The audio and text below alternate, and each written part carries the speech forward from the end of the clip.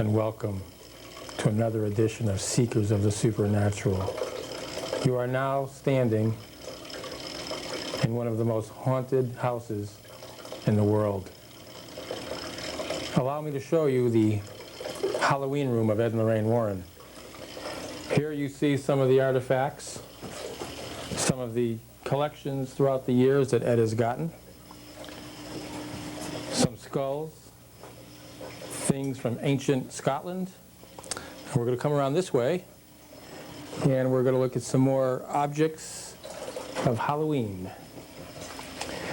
These are a lot of collections that Ed got through the years from people who've generously given to him on his birthday, and haunted houses, and people who've just known that Ed was an aficionado of Halloween. As we walk down this way, you can see his latest, which is a big monster figure that he got on Ed's 70th anniversary, I should say 70th birthday. And over here is a giant birthday card that was offered to him on his 70th birthday on September 7th. But this is a fun room, ladies and gentlemen. Like I said before, welcome. My name is Tony Spera. We will now be entering the haunted passageway, perhaps entering the most horrific part of any area, any square mileage of any part of this world. So come on with me, and we're going to walk through the haunted passageway. I would never do this if it was after 9 o'clock at night. Follow me through here, Rob.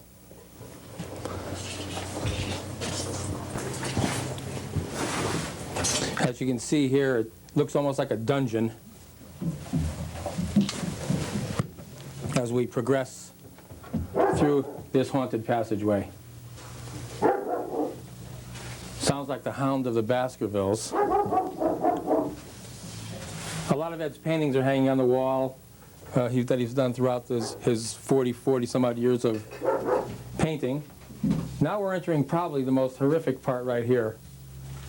This is the Occult Museum, perhaps the most haunted area, I would consider the most haunted area in the world. Over 45 years of collections of voodoo dolls, occult practice objects, satanic ritual objects, witchcraft objects. I would have to say, with all due caution to viewers, it's not a place you'd want to stay at night. It's not a place you'd want to stay for any length of time. We're going to take the time for the tour. It's before 9 o'clock, so we're all set. Between 9 p.m. and 6 p.m., 6 a.m., it really gets bad. But I consider this to be the most haunted area in the world as we enter.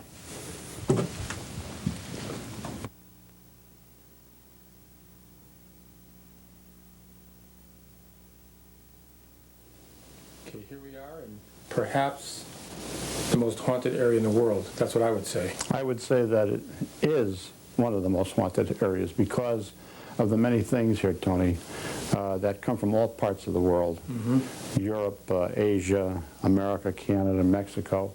This is a collection of items on the occult that have been used in diabolical experiences by many different types of people into black magic, wizardry, sorcery, and so forth. These are all things that you then would consider evil, Ed? Oh, positively. In fact, this is not a building that you should be in after 9 o'clock at night. Mm-hmm. From 9 to 6 are the psychic hours. This is not a Halloween room. This is the real thing. Okay. Many of the objects in this room here have had dire effects on people. People have been maimed, have been killed. People have wound up in mental institutions because of many of the things they write in this building here. Mm-hmm. You have the voodoo dolls, you have the Raggedy Ann doll, which was responsible for the death of a young man who came in here one time, who challenged the doll to do its worst, and it did. Then you have a detective who was almost killed right in this room that we're standing in, and a priest. When we first panned in this room, I guess Rob was on the witch. Can you tell us a little bit about what... Yeah, that's a model mannequin of Hannah Crana, our local witch, mm-hmm. who died in 1845. Many of the farmers over on Cross Hill Road, which is just about maybe a quarter of a mile from here, would go along in the morning, and she'd sit up on this big rock, and she would say to them, if you don't have a pie for me tomorrow morning or dozen eggs or a hen, I'll curse you. These guys were so afraid of it that they would have that hen or that pie. And the Indians in this area were so frightened of her that they left here. It's also said that she did murder her husband, who was Joseph Hovey. He was an officer in the local, I guess, what do you call that? Constabulary? Yeah. Militia? Militia, that's it. Oh, okay, and to the right of Hannah, I see there's a mirror. Can you tell me about that mirror? That's a magic mirror that a gentleman used in New Jersey to conjure up spirits.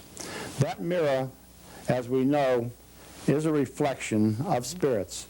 Okay. Ghosts, apparitions, demons, devils can reflect their images on a shiny surface very easily. This was used for that purpose, only the man who did the conjuring, unfortunately, today is in a mental institution. Wow. Okay, why don't we step over this way? How about this organ right here? That's an interesting piece. I didn't know. That was in the most haunted house in all of New England, which was Stratford, Connecticut. And they called it the Stratford Rappings. It was so famous, Tony, that they actually had in 1850 a carriage at the Bridgeport Police or the railroad station, and it would take people all the way to Stratford to see these hauntings, which was the Reverend Phelps house. This is a painting I did of it down here, and Hannah Cranna, the witch, and another witch by the name of Goody Bassett were very involved in black magic at that time. In fact, Goody Bassett was hung near the old railroad station for her witchcraft practices. But this organ was in that house for many years. A gentleman had purchased it. He collected organs, but when it started playing on its own, he wanted to get rid of it.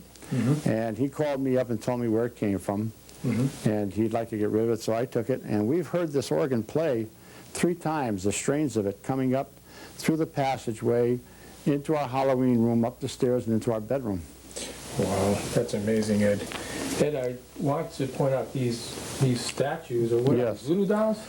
These are fertility dolls from Africa. Over here you see the one which is covered with human blood, and there are 7 of them that were stolen from a witch doctor. You do not steal things from witch doctors ever. Now, the man who stole them died a terrible death. The man he sent them to, who was right in Bridgeport, Connecticut, he and his wife suffered for 2 years and then finally died. You don't steal things from witch doctors. I'd say not. Why don't we head over this way? But while we're heading this way right here, Ed, I see this book here. This book, it says Book of Shadows, Necromonicon. Can you tell me what that is? Yes, that's one of the original books of shadows, which were written in the medieval days. And this one here was translated into English. Just the reading of that book has had terrible results for many people. This is not a book that anyone should ever buy, a book of shadows. It goes into the incantations of devils and demons and rituals.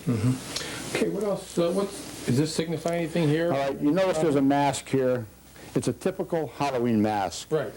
But the problem with this is that many people buy these masks and they use them actually in black magic. This one was put on a person's head. They looked into a mirror. They took the mask off and they visualized themselves as looking like this. They created a physical manifestation of a tulpa. Wow. Isn't that wild? This here scares me. This one right here, Ed. The Raggedy Ann doll. Yes. That's probably the worst thing we have in this whole museum. That Raggedy Ann doll was given to a nurse in 1970 by her mother as a Christmas present. But as most girls do, even 28 years old, she would take the doll to bed with her, wrap her arm around and go to sleep. I'd do the same thing with a pillow. But then she started taking it to the breakfast nook where the arms one morning went onto the table. Now she lived with another nurse and they shared the expenses of the apartment, which was 4 blocks away from Hartford Hospital. Right. At that point they told the girls about the incident and one said, I know a medium. So they held a seance that night. That was the beginning of many seances with this doll. They would come home at night and the woman had told them, the medium, that there was a spirit of a 6-year-old child in the doll by the name of Annabelle, who had been killed outside of their apartment house in an automobile accident. Well, there was such a child, but God does not allow a child's spirit to go into a doll. This was a devil, a demon, inside the doll, which was impersonating the spirit of a child. Well, they treated it like it was a child. They got extra clothing, and they got different types of bracelets and things for it, just treating it like a little girl. They would take it for rides. But then they started to become frightened when things were happening in the house, sounds, knockings, rappings, whispering. And they said, oh, Annabelle must want another seance. So they would hold a seance going deeper down that road of no return. Then they would take the doll and put it on the bedroom, in the bed, and they'd leave it there. They'd come home after midnight, the two girls, open up the door, and this doll would be standing there waiting for them. Now that doll can't stand. You can see it has very flimsy legs, but I've seen it stand.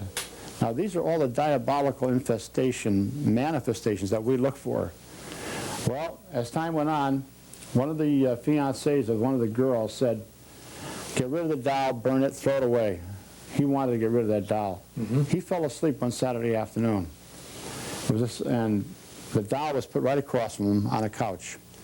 And the girls were fooling around saying, well, now, Annabelle, you help us to clean up, just like it was a little kid. Yep. All of a sudden, he woke up with a start. He was sweating. He said, my God, he said, what a nightmare I just had. I dreamt that Annabelle there was strangling me, and he had marks on his throat. Was it psychosomatic? Well, he walks over to the doll, he picks it up, and looks at it, and throws it right across the room. You're nothing but a rag doll. You couldn't hurt anyone. With that, 7 slashes appeared on his body, 4 in the chest and 3 on the stomach. The blood came right through his shirt. Wow. Now they were all frightened. Things were flying around the room. They called the High Episcopal Canon in Hartford. He called Father Richard Nolan. Father Nolan called us. We went to the house. Exorcism was performed immediately in the home and over the people. I took the doll back to my home here, where it's in the museum now. At one time, I had it just sitting in a chair. But a priest came here one day and he said, Ed, this doll is supposed to be infested by devils. He picks the doll up and he throws it across the room, just like the young man in the house. God is more powerful than the devil. I said, yes, Father, you're right. God is more powerful than the devil, but no priest is, no man. On his way home in a brand new car on Route 84, the car went out of control, almost head on into a tractor-trailer truck. It was demolished, and the priest was almost killed. The last thing he remembered seeing was that doll. A detective, a homicide detective that Lorraine and I were working with, wanted to see the museum. We work on many cases of where children are murdered or whatever. And he came down, he looked all over, and he said, you know, Ed, of all the things here, I can't take my eyes off that doll. At that time, it was still in a chair. The phone rang. I said, I'll be right back. Don't touch anything in this room. Everything in here is unholy, unblessed, the opposite of what you would find in a church. Well, I wasn't even up there talking for 10 minutes when I heard him coming up the stairs. He had to come through the passageway into the Halloween room and up into the kitchen. This man was a huge guy. He was about 6'3", 250 pounds, used to seeing grisly sights. He was sweating. He couldn't speak. He was trembling. I thought he was having a heart attack. I told him to sit down and I'd call an ambulance. He said, no, no, Ed, it isn't that. I said, well, what's wrong? I don't want to talk about it. That's what he said. I don't want to talk about it. Sometimes a little macho and cops, right, you know. Sure. And Lorraine walked in and he looked at Lorraine, and I guess he found it easier to talk to a woman than a man. He said, I'll tell her about it, but I don't want her to ever talk about it again. Well, she didn't have to. The doll had been in the chair over in one corner of this room. When I came in, the doll was over in another corner on the floor. Everything had been knocked over, like there was a terrible struggle here. There was a terrible struggle. This man had picked that doll up. Wow. His aura had mingled with the aura of that doll, and something so terrible occurred that he resigned from the police department 3 months later and moved to California. Is that right? A young man came in here one day with a bunch of college students, and after I told him about the doll and many other things, he came over here. I was standing over in the other corner. He started tapping on this glass and said, I don't believe any of this is a bunch of hooey. He said, if that doll can do anything, let it do something to me right now. Put a slash on me. I put him out of the building. He was on a motorcycle. 3 hours later, he was dead. Wow. The girl that he was with said that he was laughing about the doll when the motorcycle, just like the car, went out of control, hit a tree, and killed him instantly. Yeah. The girl was in the hospital for over a year. You do never challenge devils. Don't mess with the devil, that's for sure, huh? Okay, what are these? Up here, Tony, we have a New England witch doll, which is in the globe there. That's Myariah magic. It is carved in the image of the victim. Both of those dolls are over 100 years old. And pork is wrapped around it. It has the victim's clothing and wood that was probably taken from something the victim used every day, like a chair or something, made in her image. And as the pork would rot, Yeah. as this doll was hanging in a tree near her bedroom, the victim would become sick and die. Next to it is Congolese magic, voodoo doll. That comes from the black nations of our world. You can see the human hair of the victim on top, Yep. the clothing, Yep. and it even has the fingernail clippings in the feet. And this, of course, is the voodoo dolls that are used with the different colored pins. So one is European and one is African. Okay, what else? All right. right. Here. We have a number, well, we have this young bride here, picture. That's very interesting. A couple had bought the picture, and they wanted to furnish their home in all Victorian because it was an old Victorian house. They kidded around and said it was Aunt Matilda. But about 2 weeks after they put up the picture, Aunt Matilda started visiting them. Whoa. And they thought that they had better call it a day. They called me up and brought the picture here. What's in back of you here, though, Tony, this idol, Yeah, what is satanic idol, that's very dangerous. And it's about- I didn't want you to bump into that. about 6'6", I guess, 7 feet Yep. tall, I guess. That was found in a Sandy Hook area over by Newtown. A hunter had found it, a young hunter, and it belonged to a group of Satanists, powerful group in this area. And this young man was almost killed 3 times for revealing where this idol was. It was in a grotto of rocks where a number of sacrifices of animals had occurred. Could have even been human sacrifices sometimes. But we brought it back here to the museum. We had notified the police of it. We can come around here And- and shot of it. Yes, we can. And Lorraine, one day soon after we got it, was thrown 25 feet through the air. She was in a catatonic state for 3 days. So this group was extremely powerful. Okay, maybe in this corner. How about The tiger. Tiger skin. Yes, the tiger that you see here in 1933 played a part in what we call lycanthropy, very similar to a werewolf. Now, a lycanthropist, a magician, a black magician, would go into a deep catatonic sleep. His astral body would leave his physical body and would possess the body of this tiger. In Bengal, India, in 1933, this tiger killed numerous people. And we do know that it was because it was possessed by a lycanthropist. That's amazing, Ed. Yes. And over here on these shelves here is there... All these things that you see on shelves have been taken from England, from Europe, haunted castles, haunted areas that we had gone into. All the items that you see that are on here that look like burnt, they're all burnt, those pictures and glass and so forth. Those were in a haunted house, the Donovan's house. Right. Flames would start to shoot up from the metal frames, the glass. The picture would fly off of the wall.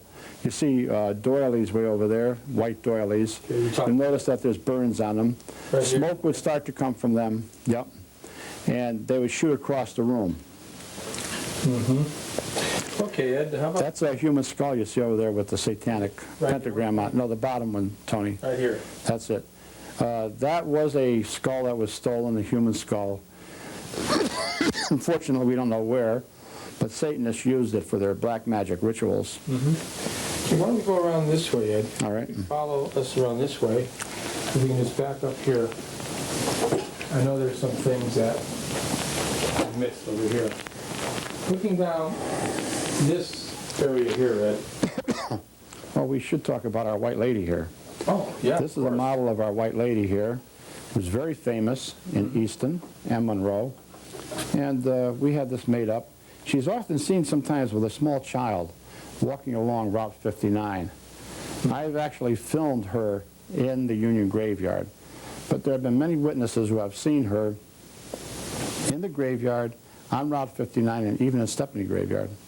A policeman and a fireman hit her one night. It was a solid impact. Wow. You filmed it how many years ago? 1990, Tony. It's quite an experience. This here. That's a death curse, which was put on a young girl who had just been married, and she died 2 weeks later. What is it? What do you call that? You A call it Mayariah death curse. a Mayariah. What happens is that a wizard or a sorceress can project telepathic hypnosis. The girl was driving along. She was with another young lady. A couple of weeks after she was married. She suddenly screamed out, "A deer!" And she turned the wheel, hit a tree, and was killed. There was no deer.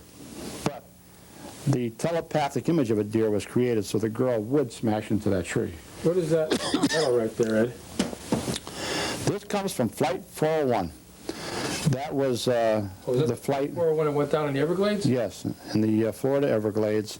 And Don Repo, a navigator, soon started appearing on planes that had parts from that plane taken. I have many parts of that. But they had his voice on the Flight recorder? flight recorder. Stewardesses, pilots, talked to this man. Talked to his spirit in the plane. This is all a matter of official record. These parts were brought here by some college students who had picked them up in the Everglades. Soon after, we had a visit by Don Repo right out here in our driveway. Really? 2 people had seen him standing out there, yes. He had on his uniform, a raincoat. It was a rainy day that day, and he had on his hat. Now, Don Repo, a lot of people don't realize, was born in Bridgeport, Connecticut. And his wife lived across the street from me on Jane Street in a house that was haunted that I lived in. Isn't that amazing? And when I found out that it was Alice Norco, I was really shocked.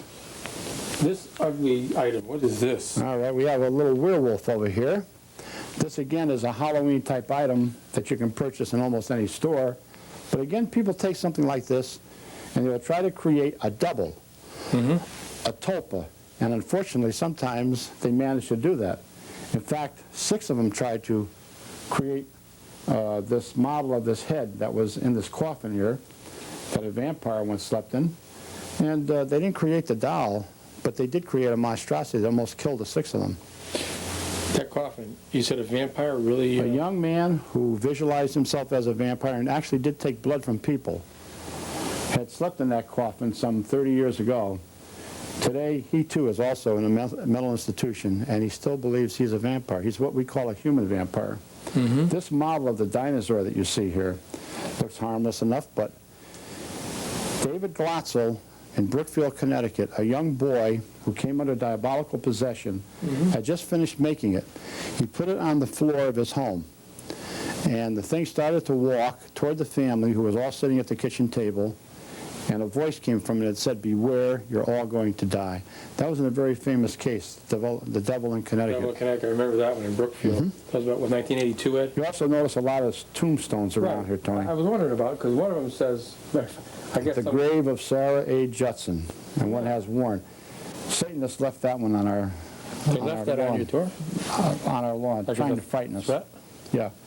But they steal these stones and they use them as altars, especially children's stones. Is there anything up here on this shelf that you want to talk about? Or? Oh, yes. You see a silver box up there, and there's a small statue of a cat in there. Right there. That is one of the most powerful black magic items that we have here. What's that say? It was used by a powerful black magic group over 50 years ago. And the story behind that I cannot speak about here because the people who were involved with it are still in hiding. But that was very bad. That was a bad case? Yes, very bad case. And this is a shadow doll. All right?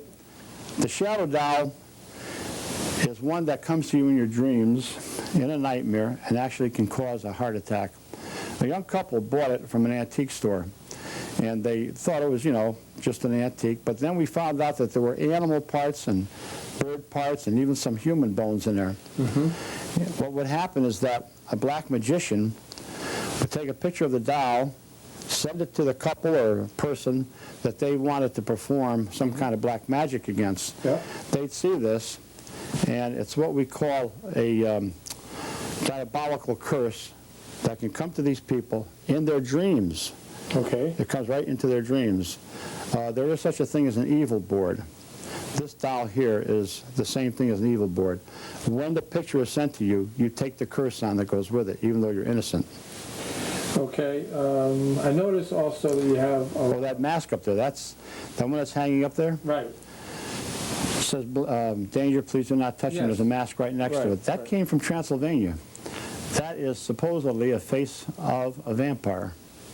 Wow. That is actually from Transylvania. You know, I know also that when you bring visitors into this museum, such as us and the camera crew and others, many others have come in, you always say to them, and I always wondered about this, do not touch anything in this room. If you do, let me know. Why do you Yes. say that? What's wrong? Well, if anybody touches anything in this room, their aura mingles with the aura of that object, which is very evil. I would then tell them to close their eyes. I would vision them in what we call a Christ light, make the sign of the cross over them so they take nothing out of here. That's just a precaution that I always use. All right, so if you touch something, what would you do? Well, I would do the same thing. Give But remember yourself- that I have to touch these things all the time. But I think that I have a natural protection as far as devils and demons are concerned.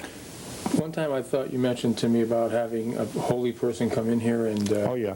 It's a yogi, actually. what happened? A yogi is a high spiritual person who has a great knowledge of magic, of many things positive too. He performs circular embolism around the worst things in here. You know about these electric fences that the dogs can't go past? Right. Well, that's very similar. The prayers do not allow evil to go past a certain area where the prayers have been said, and it confines it to just the doll or whatever item it might be.